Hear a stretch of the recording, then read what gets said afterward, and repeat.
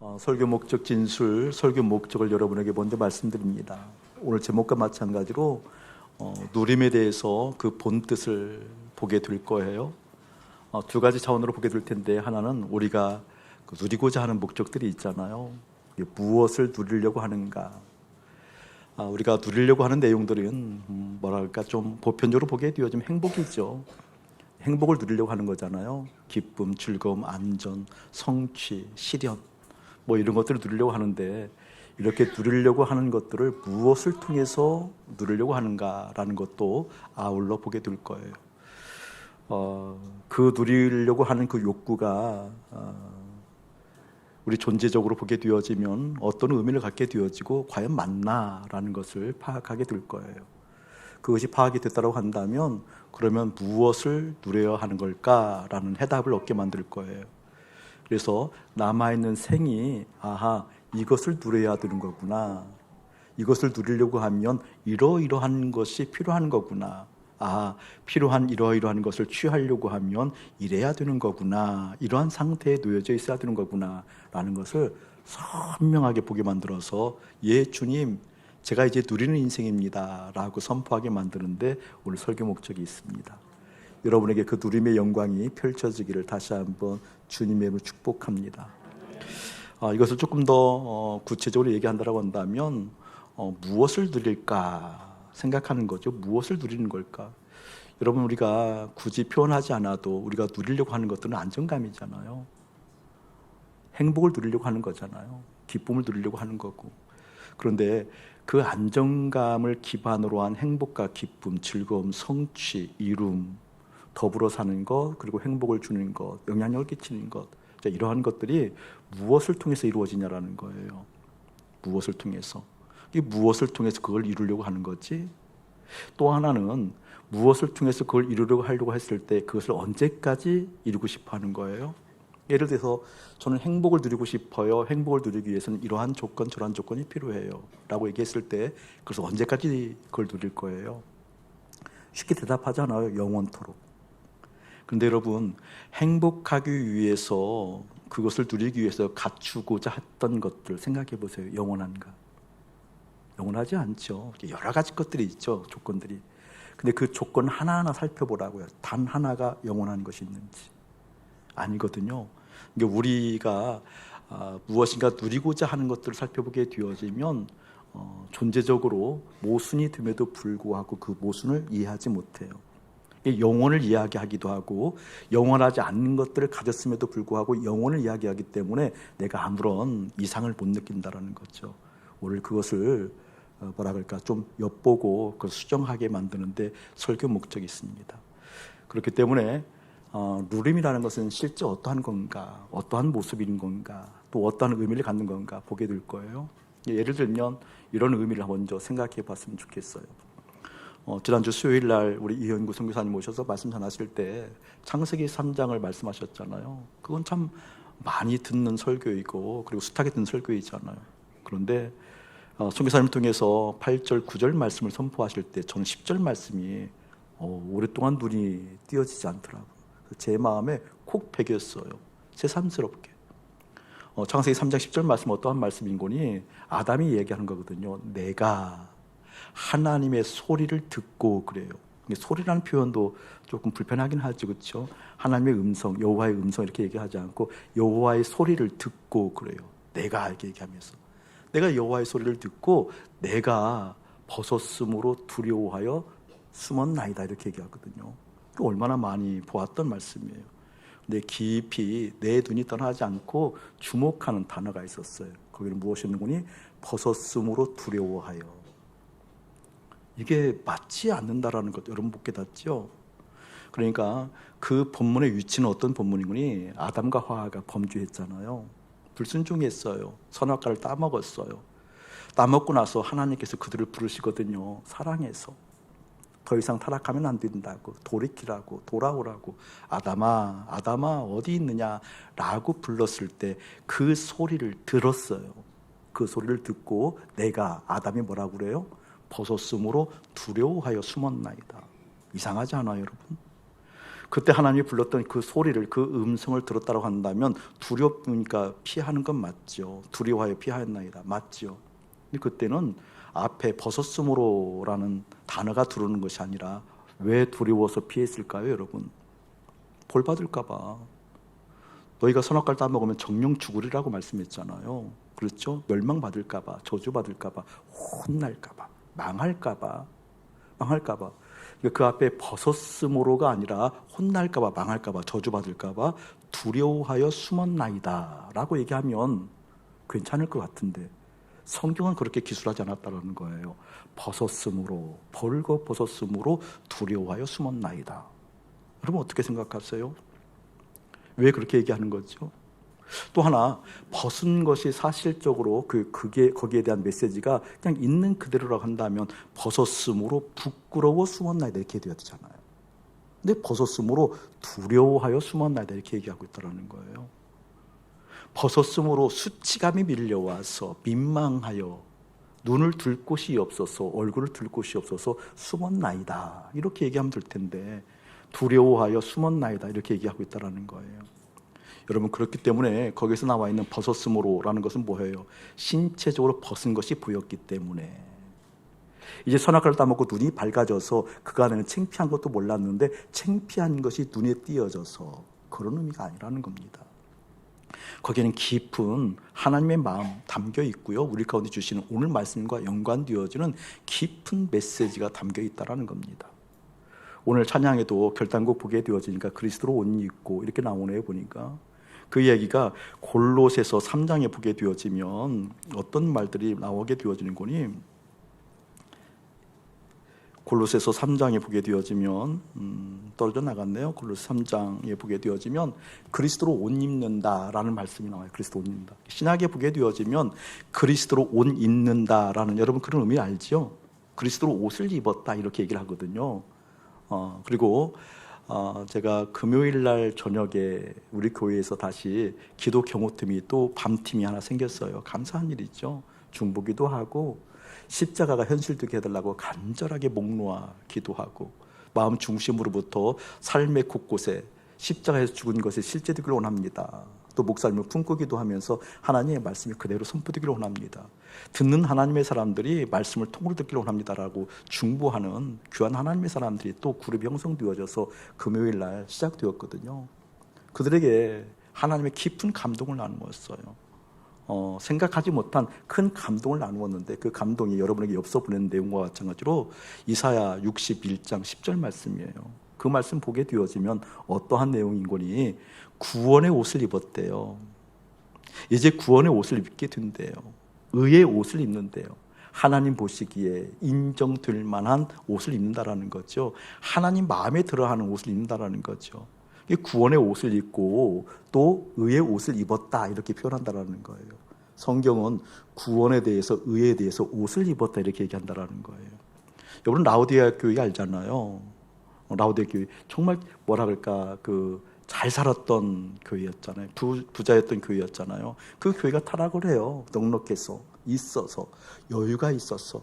우리가 그대로 소원하는 가나안을 다 차지한 것처럼 풍요한 축복을 받아서 오히려 타락하게 되어지거든요. 그들에게 요한계시록 3장 17절 18절을 보게 되어지면 사라고 그래요. 금을 사라고, 믿음을 사라고 그러거든요. 너희들이 가지고 있는 그 부요함으로 금을 사라, 믿음을 사라고 하거든요. 그러면서 뭐라고 하냐? 안약을 사라고 얘기해요. 그러면서 뭐라고 얘기하는 거니? 흰 옷을 사라고. 흰 옷은 뭐예요? 거룩을, 구원을, 하나님 보시기에 좋은 의를 표현할 때 성경은 뭐라고 얘기한다고요? 옷이라고 표현한다는 거예요. 창세기 3장에서 그렇게 아담과 화하가 벗었으므로 두려워하여, 이것은 신체적으로 벌거벗었으니까 그 뜻이 아니라는 거죠. 무슨 말일까요? 구원을 잊어버렸다는 거예요. 구원을 잃어버렸다는 거예요. 하나님 마음에 들어하는 것을 잃어버렸다는 거예요. 아담과 화하는 그동안에 하나님 마음에 들었어요. 하나님의 마음에 꼭 들어왔던 사람이 아담과 화하였어요. 그런데 이제 범죄하고 나게 되어지니까 그 구원이 떠나가 버렸어요. 아담과 화하가 왜 범죄했죠, 여러분? 왜 선악과를 따먹었죠? 단순히 선악과를 따먹으라고 유혹하니까 따먹었다 그 개념이 아니라고 말씀드렸죠. 아담과 하와가 선악과를 따먹은 것은 자발적 강력한 의지가 있었어요. 어떤 의지? 내가 한번 스스로, 내가 주체적으로 인생에 있어서 선악을 구별하며 내 삶의 어려움과 힘겨움이 다가올 때마다 선악을 구별해서 내 삶을 개선하고 내 삶의 질을 향상시켜서 어떠한 문제든지 그것을 너그럽게, 아니면 뭐라 그럴까, 객관적 근거를 가지고 또 진보를 위해서 개선코자 하는 그런 마음이 있었던 거죠. 그런 마음을 가지고 선악과를 따먹었어요. 따먹고 보게 되어지니까 실상이 드러났어요. 어떤 실상이? 자기에게 구원 자체가 없어졌다라는 것이죠.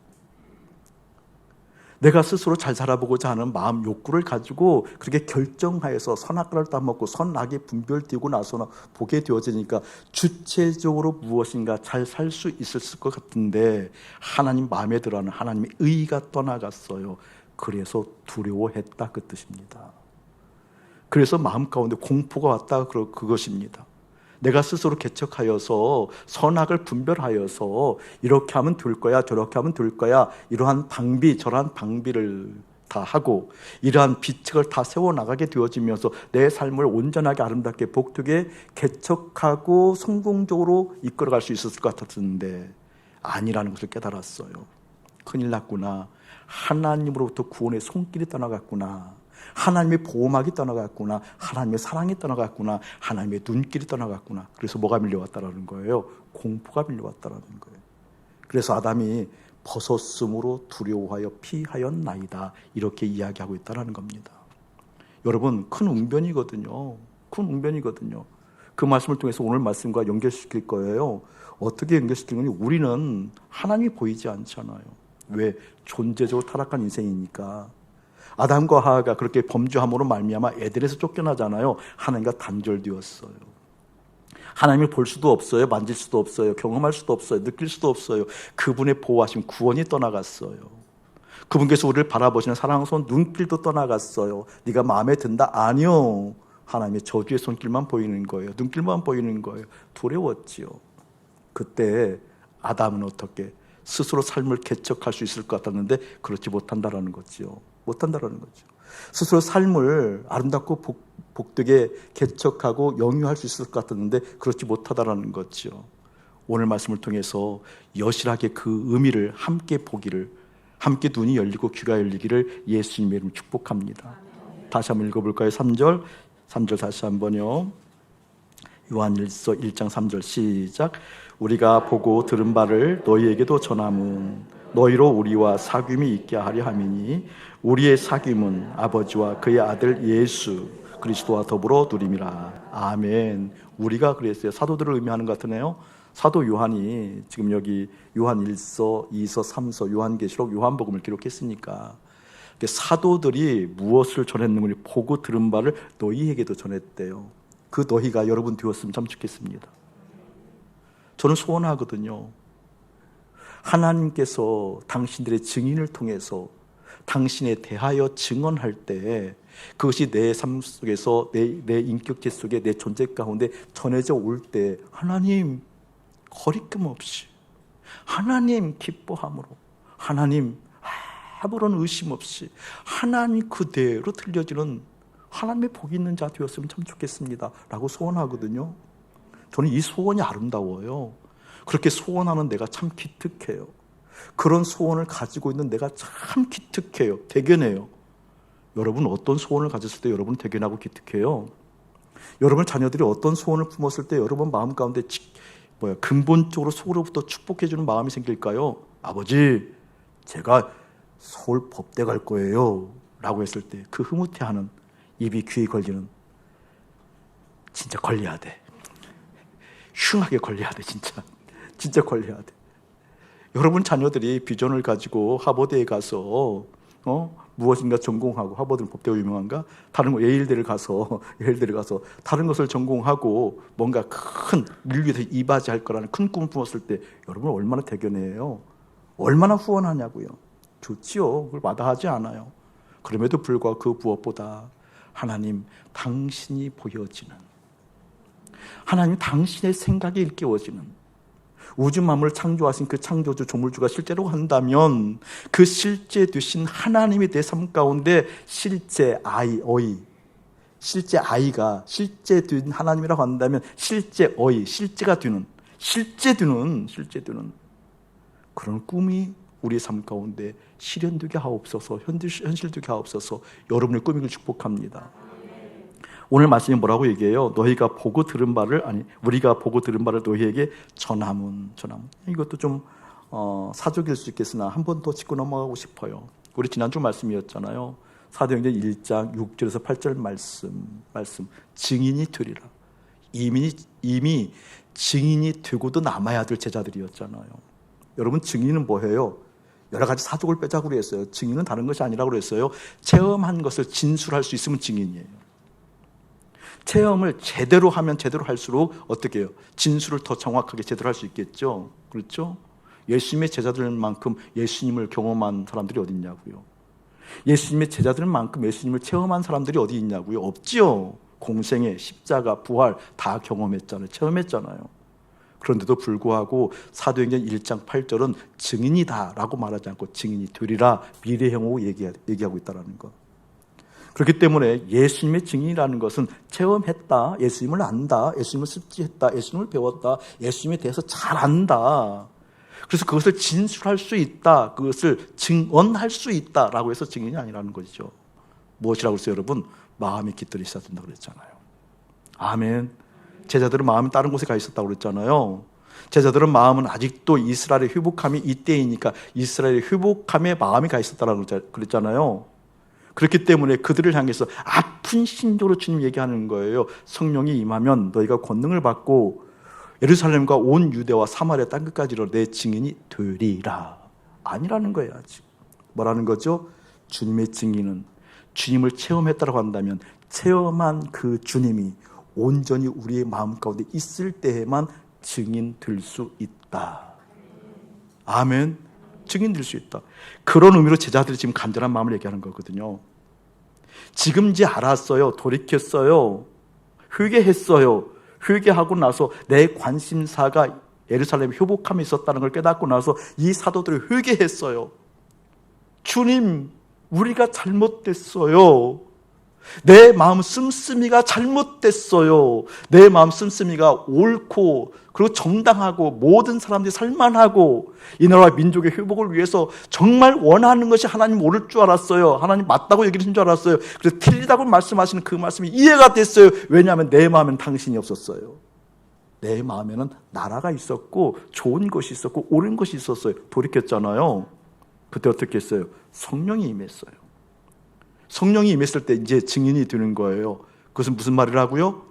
마음 가운데 온통 예수가 그리스도라는 것, 예수가 구원자라는 것, 예수가 우리 가운데 오셔서 기름 부음 받으셔서 우리를 구원하는 임마누엘이라는 것, 그것이 그 심령 가운데 가득 메꿔졌을 때 오늘 얘기하는 거예요. 우리가 보고 들은 바를 너희들에게 전했다. 아멘. 뭘 전했다라는 거예요? 너희로 우리와 사귐이 있게 하려고 전한다는 거죠. 사도들과 사귀게 하려고. 사도들과 사귀게 한다는 것이 어떤 의미였는지 그 뒤에 보게 되어진 게 이렇게 얘기하고 있어요. 우리의 사귐은 아버지와 그의 아들 예수 그리스도와 더불어 누림이라. 아멘. 다시 말하면 무엇을 위해서? 아버지와 아들 예수가 사귀는 것처럼 그렇게 사도와 아버지와 아들이 사귀었는데 너희들에게 이 전하는 것을 통해서 너희들에게 증언하는 이 증인된 삶을 통해서 너희들도 마찬가지로 아버지와 아들 예수가 사귀는 것처럼 그와 함께 더불어 그것을 너희들 누리게 하려고. 아버지 하나님과 아들 예수님이 사귀는 것을 너희들도 그것을 똑같이 누리게 하려고. 아멘. 여러분 그냥은 아멘은 아니죠. 아멘 하셔야 돼요. 더 크게 해보세요. 아멘. 근데 이 아멘의 진위를 볼 거예요. 이게 틀렸다고 지금 고발하는 게 아니라 오늘 정말 귀한 대목이 나올 거거든요. 그 누림이라는 것이 사귐이었고 그 사귐은 다른 사귐이 아니고 아들 예수님과 아버지 하나님이 사귀는 것을 함께 동참하여 누린다는 이 개념이 무엇인가 라는 것을 알기 위해서는 무엇을 알아야 되는 거니? 이걸 알아야 돼요. 다시 한번 읽을게요. 목사님이 우리가 보고 들은 바를 지금 증언한 거잖아요. 여기서 이야기하는 사도들이, 특별히 요한 사도가 보고 들은 것, 그것을 지금 증언하는 거잖아요. 보고 들은 것이 무엇인가?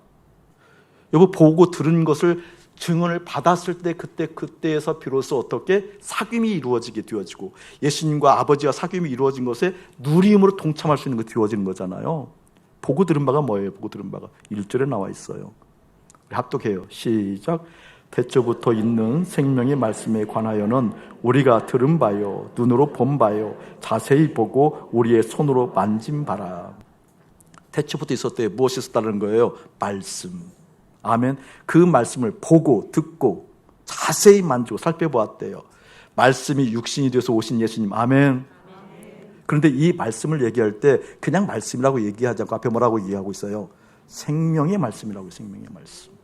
생명의 말씀. 근데 이 생명의 말씀을 2절에 보게 되면 이렇게 얘기하고 있어요. 이 생명이, 이 예수 그리스도가, 태초부터 있었던 예수 그리스도, 하나님의 아들 예수가 생명이 말씀 육신이 되어서 우리 가운데 나타나신 바 된지라라고 얘기하면서 이 영원한 생명을 줄 그어놓고 별표해 놓고 곱하기 1000. 정말 중요한 거죠. 여러분, 이것을 생명의 말씀이라고 했을 때 이 생명을 뭐라고 얘기하고 있어요? 앞에 영원한 생명. 그게 어떻게? 아멘. 그냥 생명이 아니에요. 어떤 생명? 중요한 의미를 담고 있어요. 들어보실래요, 여러분? 사도 요한이 그토록 요한복음에서 요한 1, 2, 3서를 통해서 요한계시를 통해서 강조하는 내용이 있거든요. 그것은 생명을 강조해요.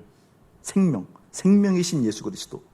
그 예수 그리스도와 접속하면, 연합하면, 십자가에서 연합하여 함께 죽게 되어지면 예수 그리스도 안에 있는 그 생명이 우리 가운데 그대로 전이 되는 거잖아요. 그래서 주님과 함께 연합하여 죽었다는 의미가 어떤 의미인지 깨달아야 되는 거잖아요.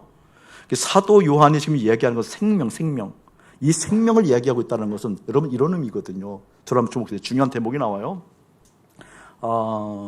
인본주의적인 어떤 그런 개념하고 좀 섞어서 얘기할 테니까, 여기는 생명을 얘기했다는 것은 목숨을 이야기하고 있다는 것이 아니에요, 여러분. 목숨과 생명이 구별되어져야 오늘 말씀이 깨달아져요. 목숨은 뭐예요? 목에 숨이 남아있는 거잖아요. 그러니까 목사님이 이제 목회가 오래됐으니까 임종을 참 많이 지켜보았잖아요. 임종을 볼 때, 임종할 시기를 예측할 때 영적인 의미에서 하나님께 주신 감동도 있지만 그 감동에 앞서서 생물학적인 관점에서 진단이 가능해요. 보통 우리 아이들은, 어린 아이들은 호흡할 때 어떤 호흡이에요, 여러분? 목으로 숨을 쉰다, 가슴으로 숨을 쉰다, 배로 숨을 쉰다. 배로 호흡하거든요. 복식 호흡의 애들. 우리 아이들이 복식 호흡하잖아요. 여러분들은요, 가슴으로 쉰다, 배로 쉰다? 가슴으로 호흡해요, 대부분. 연식이 있게 됐다는 얘기예요. 꼭 연륜적인 측면이 아니라 생물학적으로 그만큼 망가졌다 그 말이에요. 복식 호흡하지 않거든요. 여러분, 아이들은 배로 호흡해요, 배로. 근데 조금 생물학적으로 노시할수록 가슴으로 호흡하거든요. 근데 나중에 이 가슴으로 호흡하다가 생물학적인 개념들이 노시하게 되어지면 목에서 호흡해요. 그럼 목에서. 근데 목에서 호흡하는 이 강도가 나중에 낮아져요. 그리고 목숨이라고 하죠, 목숨. 마지막에 운명하실 때는 한번 목에 있는 남아있는 마지막 숨이 코끝으로 한번 크게 쉬어요. 한번 크게. 그리고 돌아가시거든요. 그리고 이제 운명하셔요. 그리고 돌아가셔요. 원래 온 곳으로. 하나님부터 온 곳으로 돌아가는 거거든요. 코끝에 호흡이 멈춘다라는 것은 목에 숨이 남아있는 마지막 호흡이 크게 일어나는 거거든요. 이게 그 목숨이라는 것은 무엇을 의미하는 거니? 육신 때문에 존재하는 거잖아요. 육체. 맞죠? 맞아요. 여러분, 코끝에 호흡이 멈추면 우리가 죽어요. 뭐가 죽었다는 거예요? 육이 죽었다는 거잖아요. 육이. 그러니까 육이 살아있다라는 것은 무슨 말인 거예요? 숨이 아직도 남아있다 그 뜻이잖아요. 이 목숨이라는 것은 여러분 생명하고 다른 관점으로 봐야 된다는 거예요.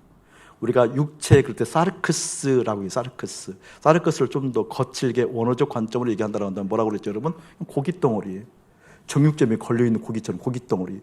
그 고깃덩어리에 생명을 넣었을 때 숨도 살아나지만 뭐가 살아나는 거예요?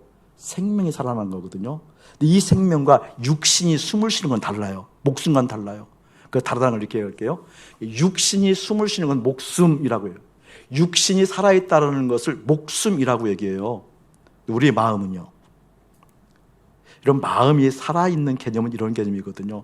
육신이 호흡을 할 때 내 마음이 자각하는 게 있어요. 내 마음이 뭘 자각하는 거니? 나의 나됨을 의식해요. 어디에서? 마음에서.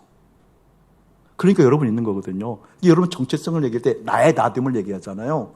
이것 보고 자아라고요. 자아. 그 자아, 다시 말하면 자아가 내 마음 가운데 나의 나됨, 나를 의식하는 거거든요. 내 존재를 의식하는 것이 내 마음에 깃들어 있어요. 내 존재가 내가 스스로 나의 나됨이란 나의 존재, 나의 의미가 내 마음 가운데 깃들어 있는 자체가 자아. 그거 자의식이라고요. 자의식. 왜냐하면 우리 인간이 근본적으로 타락하고 나서 이 자의식, 다시 말하면 자의식, 자아가 생성되잖아요. 그래서 살아나니까. 그래서 살아가 있는 존재가 되어지는 거니까. 그러니까 내 마음 가운데 내 의식이 자리 잡게 되어지고, 내 의식이 자리 잡게 되었을 때 나의 나됨을, 어떤 욕구가 있어? 나의 나됨은 성공하려고 하는, 안전하려고 하는, 평화로워야 된다는, 행복해야 된다는, 기뻐해야 된다는 그 보호장치가 장치될 거 아니에요. 그러니까 나의 나됨이 뭔가 나의 스스로 생각할 때 행복의 관점으로 그 무엇인가 이렇게 에너지가 인력듯이 오는 것을 생명이라고 해요. 예를 들면 이런 거예요. 육신은요, 목숨이 있다고 그랬죠. 목숨이 유지되려고 하면 에너지가 들어와야 돼요. 맞아요, 틀려요, 여러분? 맞아요. 그렇죠? 에너지가 투입되지 않으면 안 돼요. 에너지가 뭐예요, 여러분? 기본적으로 음식이에요, 음식. 나중에 운명에 가까우게 되어지면 입으로 아무것도 못 느낍니다. 못 느낄 때는 혈관을 통해서 영양제를 듣잖아요.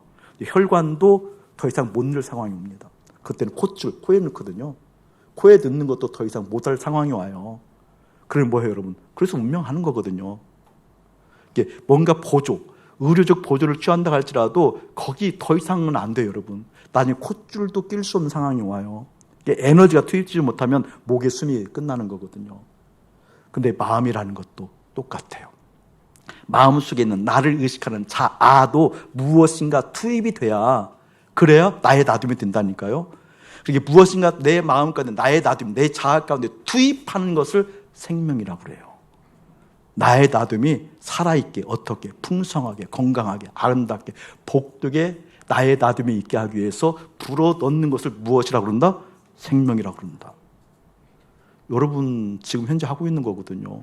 여러분 존재가, 여러분의 나의 나됨이 아름답고 복된 생명력을 유지하기 위해서, 그래서 여러분이 코끝에 호흡이 남아있는 이 육체가 좀 더 복되고 아름답게 하기 위해서 어떤 생명력을 불어넣어요, 여러분에게? 뭐예요, 여러분? 어떨 때 여러분이 더 생명이 있다고 생각해요? 예를 들면 이런 거죠. 망했어요. 망한 사람들이 목숨을 끊을 때도 있어요. 그렇죠? 망한 사람들이 목숨을 끊을 때도 있다고요. 왜 망했을 때 목숨을 끊는 거니? 망했을 때, 재정적으로 망했다 그러면 이 재정적인 것이 그 사람에게 생명이었다니까요. 이해되죠? 자식이 생명인 사람들이 있어요. 자식이 생명인 사람들은 자식이 잘못되면 내가 숨은 쉬고 있고 목숨은 붙어 있는데 내가 살아있는 게 아니야. 이런 소리 많이 하죠. 그 얘기예요. 여러분, 건강이 그런 사람들이 있거든요. 삶의 성공이 그런 사람들이 있거든요. 그러니까 우리가 생명이라고 여기는 것은 나의 나됨을 복되게 하기 위해서 무엇인가 거기에 투여되어져야, 거기에 가 있어야 내 생명이 윤택하다고 느끼는 것들이거든요. 근데 오늘은 성경은 뭐라고 얘기하겠다고요? 그 생명이 영원한 생명이라고 얘기하고 있다고요. 근데 여러분이 나의 나됨이 되기 위해서 생명이라고 느끼는 것들 한번 살펴보라고요. 영원한지. 다 코끝에 호흡이 멈추면 다 멈출 것들이잖아요. 인정하면 아멘. 여러분들이 생명이라고 여기는 그 재정이, 여러분이 생명이라고 여기는 그 자녀도 여러분의 코끝에 목숨, 숨이 끝나게 되어지면 그것은 영원한 생명이 되지 못한다. 그럼에도 불구하고 우리는 계속해서 영원할 거라고, 계속해서 영원해야 된다고, 거기에 생명처럼 에너지를 투자하고 내 힘을 투자하고 내 땀을 투자하고 조직하고 보호하고 담을 쌓고, 이것을 여실하게 보기를 예수의 이름으로 축복합니다. 오늘 주님 말씀하신 건 뭐예요? 당신이 영원한 생명이다. 두 가지 개념을 볼 거예요. 저를 한번 보세요, 여러분. 우리는 근본적으로 타락한 사람들이잖아요. 원죄가 있는 인생이에요. 그래서 존재적으로 죄인이라고 얘기해요. 새로운 분들이 많이 있어서 좀 더 설명을 할게요. 다시 한번 들으셨던 분들도 좀 더 공부하면서 들으세요. 존재적으로 죄인이라는 의미가 뭐예요, 여러분? 죄인이라서 죄를 짓는 거지 죄를 지어서 죄인이 아니에요. 착각하면 안 돼요, 여러분. 여러분이 무엇인가 범죄, 도덕적인 상황을 범했던 어쨌든 모든 상황일 건데 범죄했기 때문에 죄인 아니라니까요. 우리 인간은요, 죄인이기 때문에 죄를 지어요. 존재적으로 죄인이라 그 말이에요. 이거 부정할 사람이 있어요, 여러분? 여러분 생각 하나 여러분을 다스리나요? 여러분이 마음 하나 추스리나요? 여러분 생각을 하고 싶어도 하고 싶지 않아도 들어오는 생각 없나요? 밤이면 밤마다 시달리는 사람은 없나요? 성적인 생각에 시달리는 사람 없나요? 재정적인 것에 시달리는 사람 없나요? 존재 자체가 죄인이기 때문에 그런 생각이 나는 거라니까요. 여러분 점잖게 했지만 알아요. 존재적으로 얼마나 못된 생각을 하고 있는지, 얼마나 못된 생각을 막으려고 해도 막을 수가 없이 생각나는지, 연륜에 관계없이. 아이들도 똑같아요. 아이들도 3살 4살짜리도 똑같아요. 여러분 신앙의 경륜이 많아도 여러분 똑같아요. 어떤 생각을 하고 있는지 그 범주 벗어나지 못해요. 그 주된 생각 벗어나지 못하거든요. 그 생각을 어찌해볼 수 없는 우리 인생 주 앞에 가 있기를 예수의 이름으로 축복합니다. 생각해 보자고요. 존재적으로 죄인인 우리의 모습이에요. 존재적으로 죄를 다시 생산해나고 죄의 공장이 되어져서 죄의 나무가 되어져서 죄를 생산할 수밖에 없는 우리예요. 이런 우리가 이제 주님 앞에 있어요. 그 주님 앞에 있다는 의미를 잘 살펴봐야 되거든요. 하나님의 구원하심과 하나님의 손길이 하나님의 의가 떠나갔어요. 스스로 보호해야 돼요. 스스로 보호해야 되는데 스스로 보호하는 목숨을 보호한다는 의미도 있지만 내가 생명, 내가 놔두기 위해서 스스로 보호해야 돼요. 스스로 보호해야 되는데 이제 하나님이 보이잖아요. 하나님이 볼 수가 없어요. 그러니까 무엇을 취하는 거예요? 보이는 것을 통해서 생명 삼아요.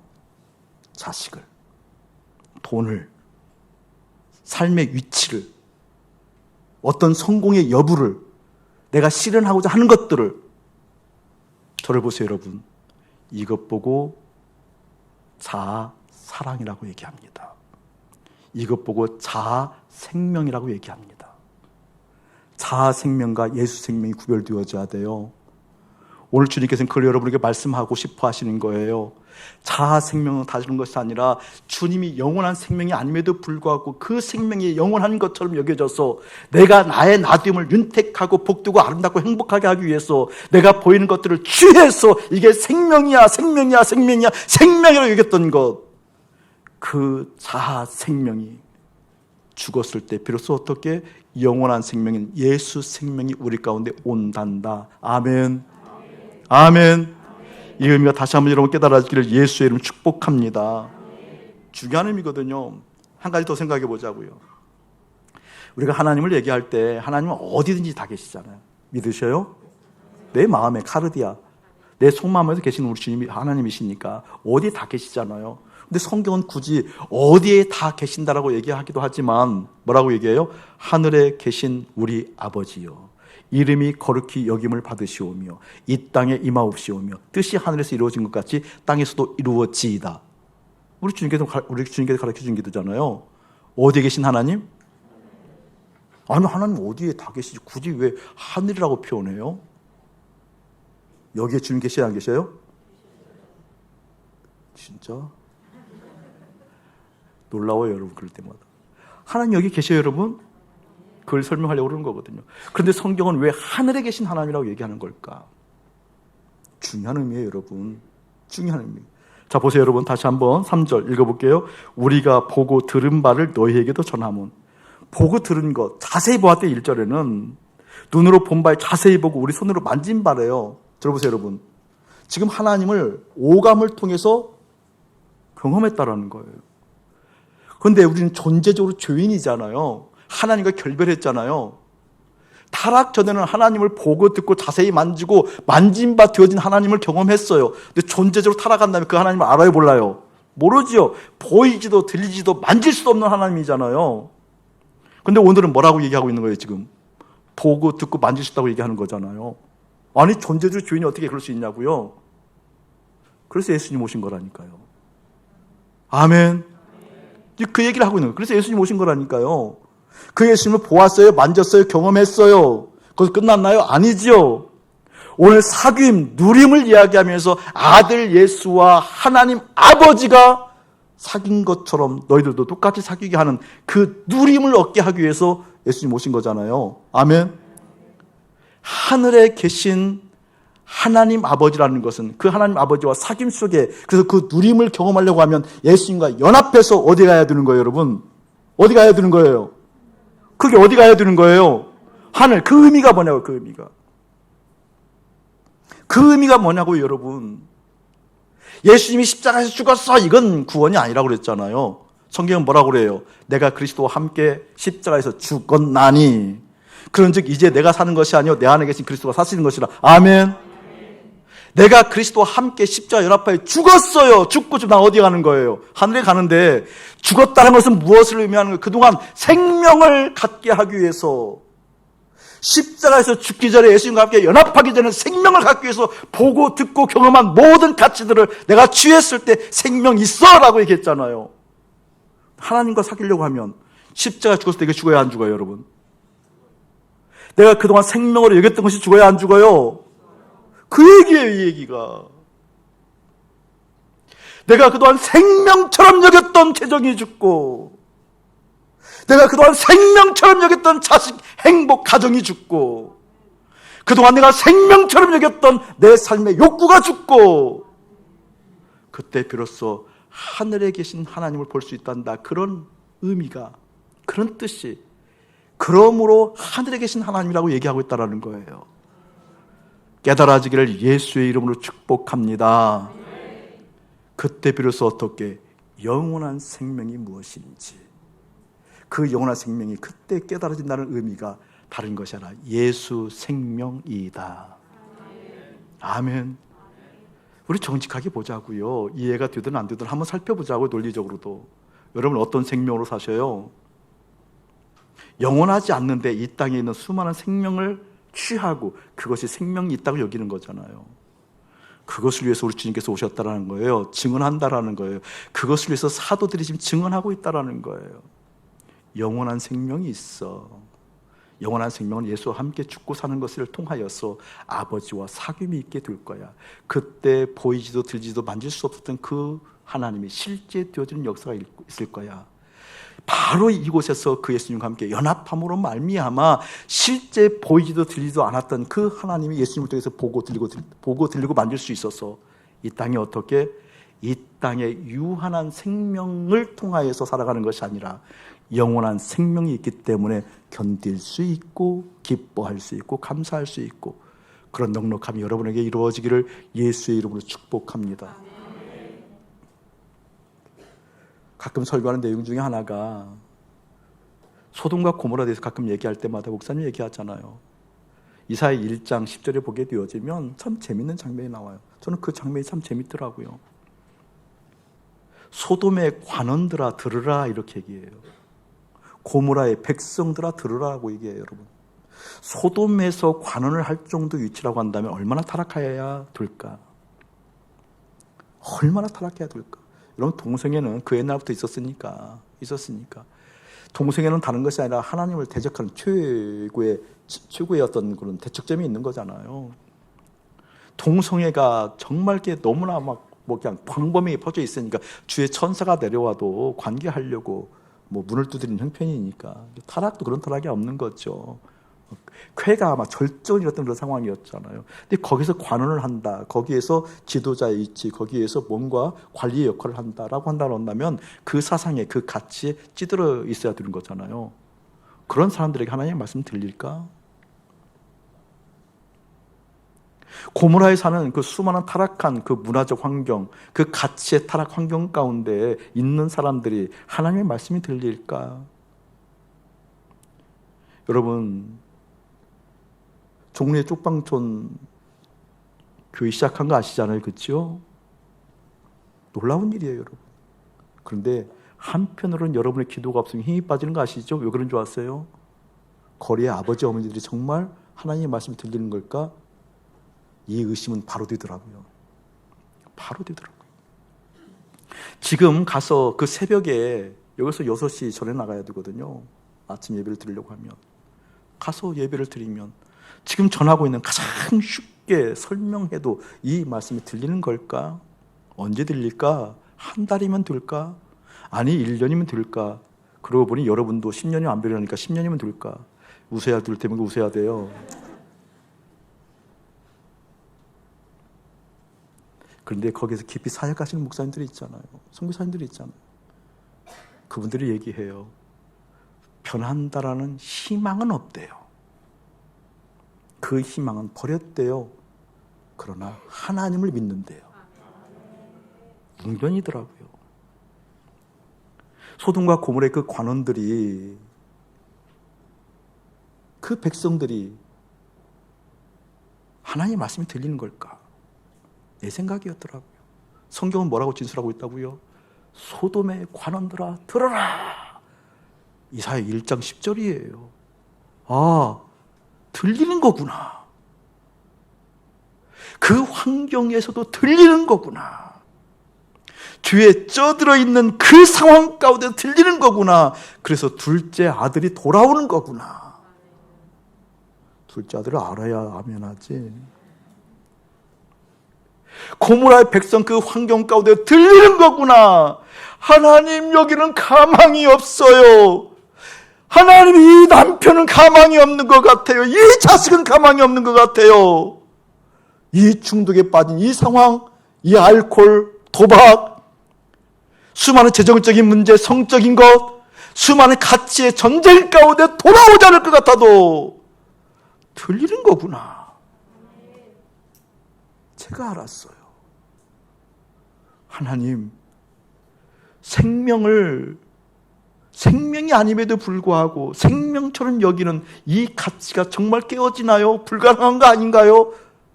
정말 하나님의 사람들이 이 세상에서 생명이라 여기는 것을 십자에 못 받고 난 영원한 생명을 취하겠습니다. 이게 정말 사실일까요? 될까요? 여러분 어떻게 생각하세요? 오늘 그걸 얘기하고 있거든요. 그 누림 있단다. 그 누림이 소원되고 마음으로 더 깊이 품어져서 다 주님 앞에 있고 싶어요. 소돔의 관원들도 들렸다고 그러는데 하나님 다 들리길 소원합니다.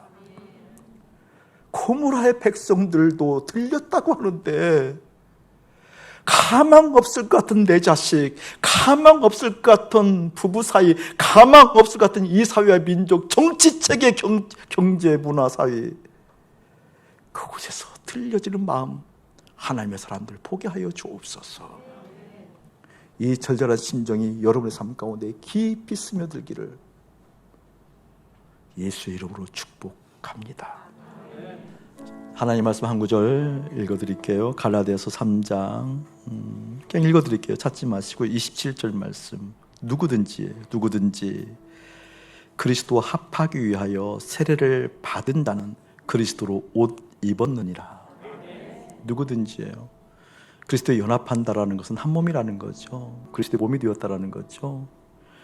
그렇게 하기 위해서 세례를 받았대. 세례, 밥티죠. 물에 잠겼다라는 거잖아요. 죽었다라는 거예요. 세례라는 것은.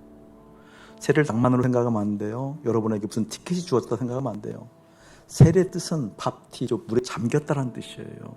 나는 세례교인이야. 허튼 소리 하면 안 돼요. 세례교인은 무엇을 의미하는 거예요? 죽은 사람들이에요. 잠겼다, 죽었다라는 거예요. 내 자아가 죽었다. 자아가 뭐라고 여러분? 자아 생명이 뭐라고요? 내 자아가 나의 나됨을 위해서 생명이라고 취했던 것이 죽었다 그 말이에요. 내 자아가 죽었다. 거기에 종속되어진 여러 가지 의지, 꿈, 미움, 아픔 이런 상처까지 다 죽었다. 다시 올라오는 거잖아요. 아멘. 그것보다 새 생명을 얻었다 그 뜻이에요. 그 세례는 뭐예요? 죽고 다시 살았다 그 뜻이에요. 그것 보고 그리스도로 옷 입었느니라. 아멘, 아멘.